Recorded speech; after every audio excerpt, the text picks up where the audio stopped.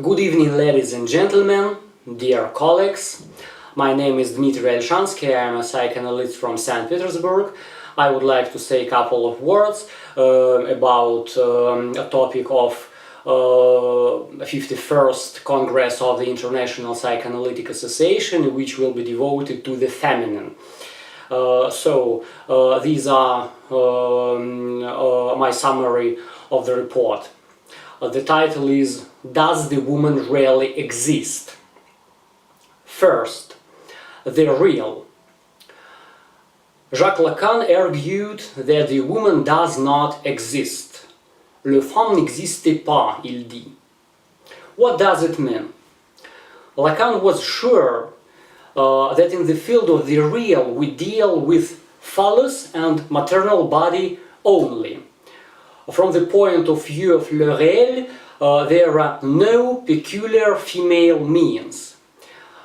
He frequently turns to the examples from the physiology, which witness that the sexual organ in female body are really maternal, like vagina or breast, these are about procreation, or phallic, like clitoris. And there are no special female organs. Therefore, he came to a conclusion that there is no woman from the physiological point of view. There are no female sex in the real, but only phallus and maternal body. Of course, it looks like an incest, which we observe in the clinical cases of perversion or psychosis, when a subject has not been separated from the body of the mother. In those cases, we can find interaction between phallus and maternal body, which is not really sexual relation at all, because the incest is not kind of sexuality.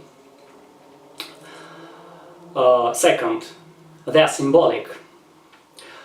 The deeper separation from the maternal body allows us to receive the place in the symbolic order. In such a way, the function of the name of the father, le Noms-du-père, comme Lacan dit, makes the scenario of sexual relations and sexual roles of the male and sexual role of the female, which supported by cultural tradition. These roles allow us to have sexual relation forgetting about physiological dimension.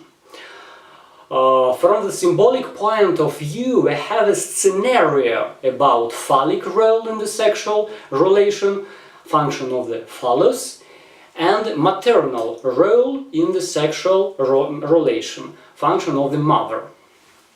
But there is no specific female position in the symbolic order also, because here we deal with two roles of partners in the couple. Male's role and female's role relative to each other. To have a sex means to have a relation to another sex. To be a man means to relate in a certain way to another sex, and vice versa. Third, the imaginary. The woman arises as the result of the phantasm only in the imaginary order. We can construct the woman as the effect of sexual relation between two sexual roles. For example, the man constructs the woman as the object of his desire. The woman is what the man wants to have. On the other hand, the female constructs the woman as the sample. Woman is what the female wants to be. That is, the woman arises as the result of male and female desires. The woman is the result of desire. Lacan said that woman does not exist, but it's possible to imagine the woman in the sexual phantasm. And here we can write down the formula of the woman. These are my topics, my conclusions, which I would be glad to discuss with you in London. I would be glad to answer your questions. I thank you for attention and wish you a nice evening.